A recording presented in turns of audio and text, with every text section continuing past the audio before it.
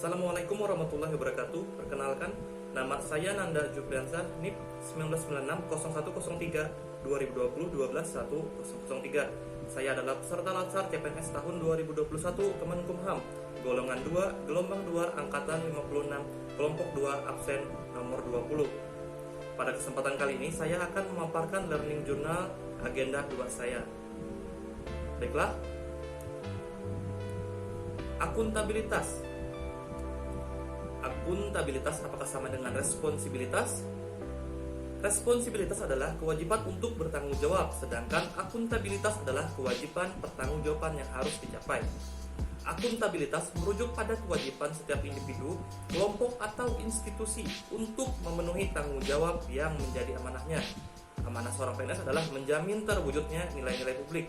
Adapun nilai-nilai publiknya adalah mampu mengambil pilihan yang tepat dan benar ketika terjadi konflik kepentingan antara kepentingan publik dengan kepentingan sektor, kelompok, dan pribadi. Memiliki pemahaman dan kesadaran untuk menghindari dan mencegah keterlibatan PNS dalam politik praktis. Memperlakukan warga negara secara sama dan adil dalam penyelenggaraan pemerintahan dan pelayanan publik. Menunjukkan sikap dan perilaku yang konsisten dan dapat diandalkan sebagai penyelenggara pemerintahan. Aspek-aspek akuntabilitas. Akuntabilitas adalah sebuah hubungan. Akuntabilitas berorientasi pada hasil. Akuntabilitas membutuhkan adanya laporan.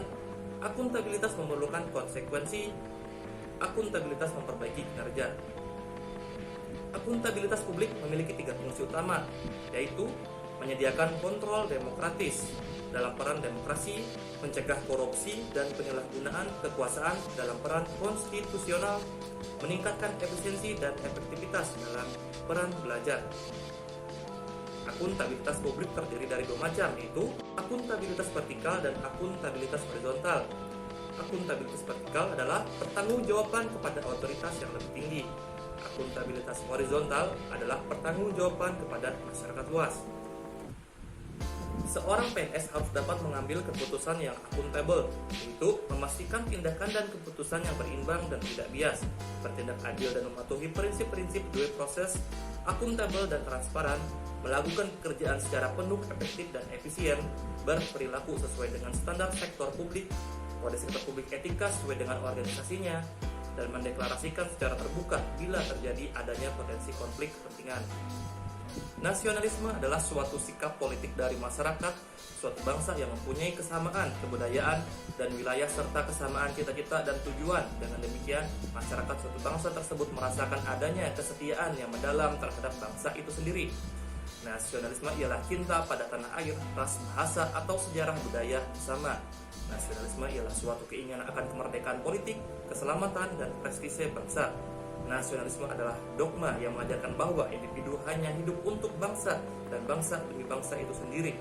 Nasionalisme pada hakikatnya adalah untuk kepentingan dan kesejahteraan bersama, karena nasionalisme menentang segala bentuk penindasan terhadap pihak lain, baik itu orang per orang, kelompok-kelompok dalam masyarakat, maupun suatu bangsa.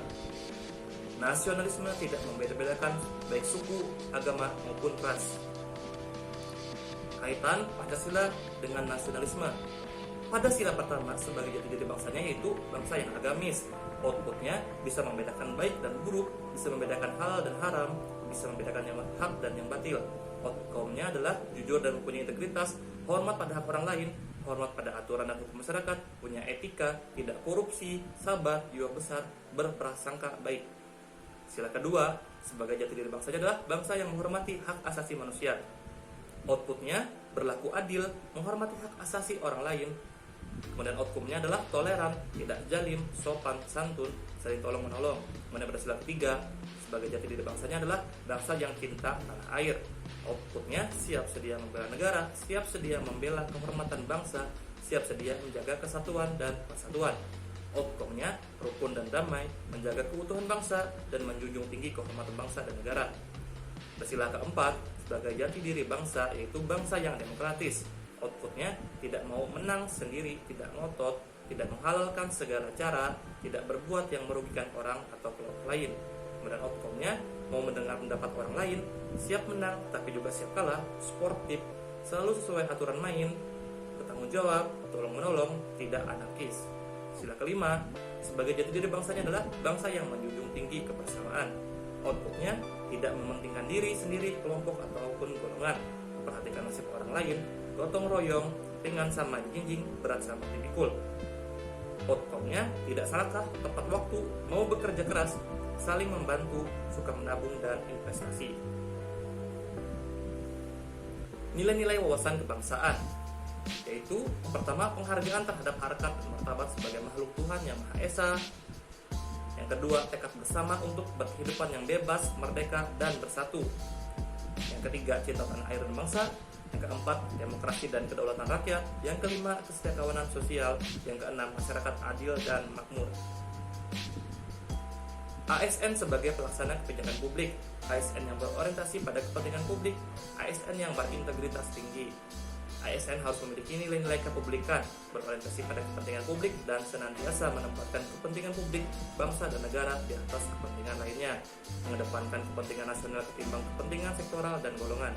ASN harus memiliki karakter dan orientasi kepublikan yang kuat dan mampu mengaktualisasikannya dalam setiap langkah-langkah pelaksanaan kebijakan publik. ASN sebagai pelayan publik harus bersikap adil dan tidak diskriminasi dalam memberikan pelayanan kepada masyarakat, profesional dan berintegritas dalam memberikan pelayanan, dan menjunjung tinggi nilai-nilai kejujuran, keadilan, tidak korupsi, transparan, akuntabel, dan memuaskan publik.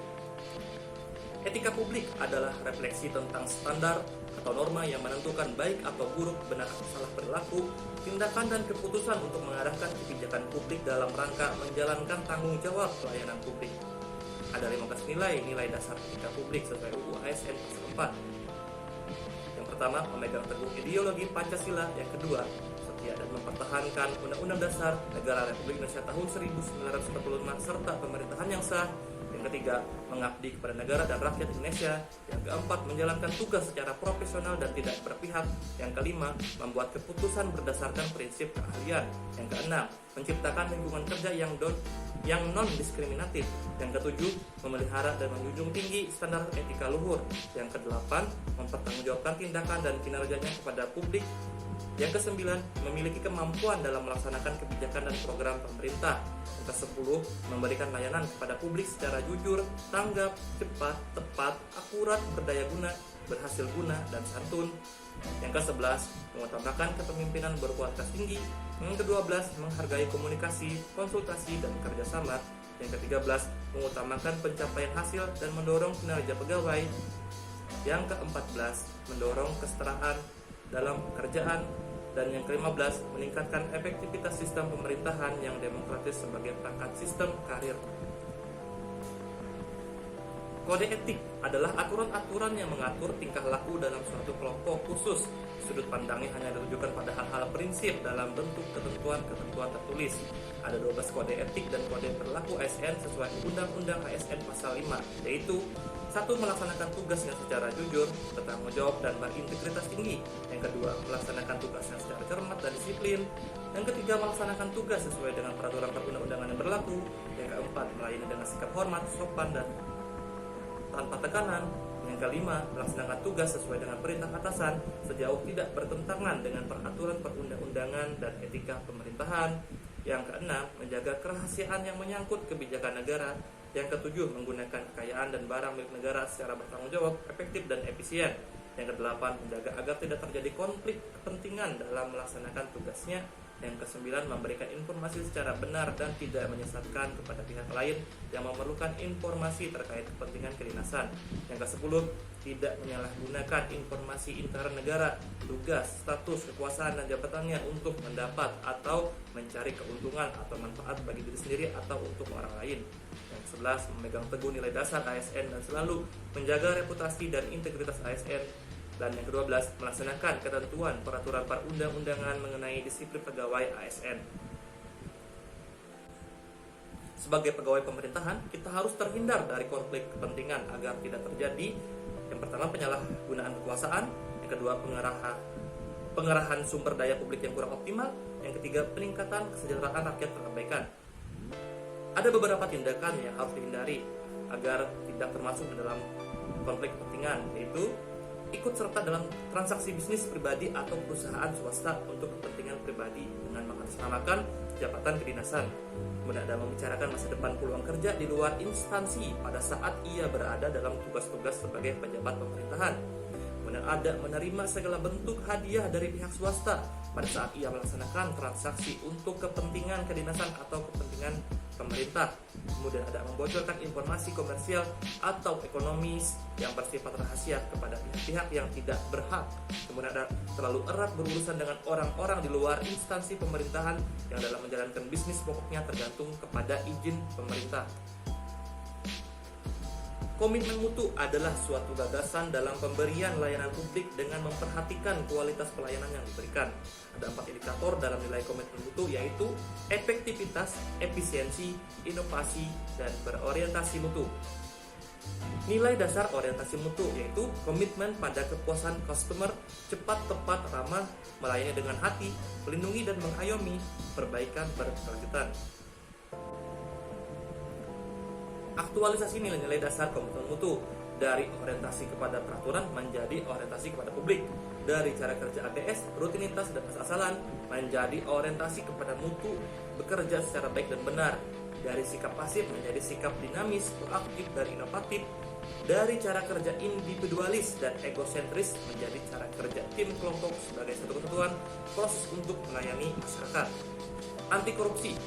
Korupsi adalah tindakan pejabat publik, baik politisi maupun pegawai negeri serta pihak lain yang terlibat dalam tindakan itu secara tidak wajar dan tidak legal, menyalahgunakan kepercayaan publik yang dikuasakan kepada mereka untuk mendapatkan keuntungan sepihak.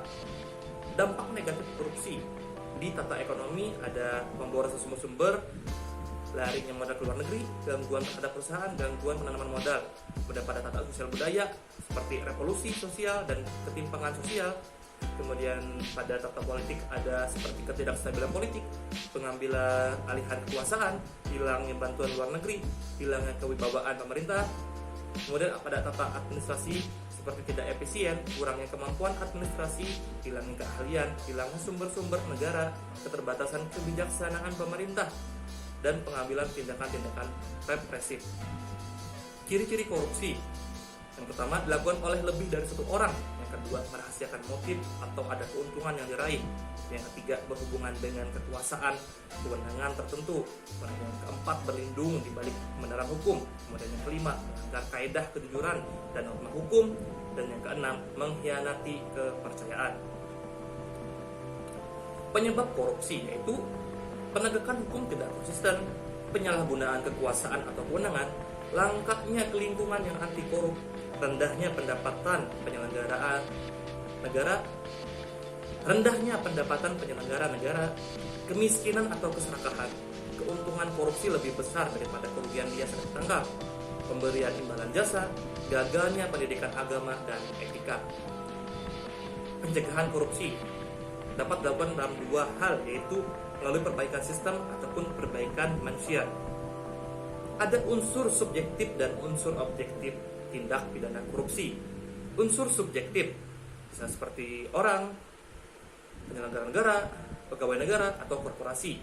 Kemudian pada unsur objektifnya ada janji, kesempatan, kemudahan, dan kekayaan milik negara. Ada 30 jenis delik korupsi, yaitu 2 jenis delik mengatur tentang perbuatan yang merugikan keuangan negara atau perekonomian negara. 28 jenis delik mengatur tentang perilaku penyelenggara negara terkait dengan kekuasaannya. Jenis-jenis korupsi ada 7, yaitu pertama, kerugian keuangan negara, yang kedua, suap menyuap, yang ketiga, penggelapan dalam jabatan, yang keempat, pemerasan, yang kelima, perbuatan curang, yang keenam, benturan kepentingan dalam pengadaan, yang ketujuh, gratifikasi.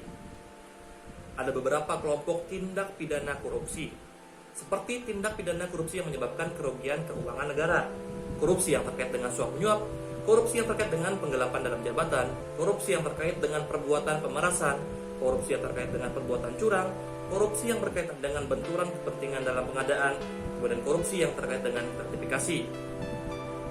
Ada beberapa tindak pidana lain yang berkaitan dengan tindak pidana korupsi, seperti merintangi proses pemeriksaan perkara korupsi, tidak memberikan keterangan atau memberi keterangan yang tidak benar, bank yang tidak memberikan keterangan rekening tersangka, saksi atau ahli yang tidak memberi keterangan atau memberi keterangan palsu, orang yang memegang rahasia jabatan tidak memberikan keterangan atau memberi keterangan palsu. atau saksi yang membuka identitas pelapor. Ada 9 nilai-nilai dasar anti korupsi, yaitu jujur, peduli, mandiri, disiplin, tanggung jawab, kerja keras, sederhana, berani, dan adil.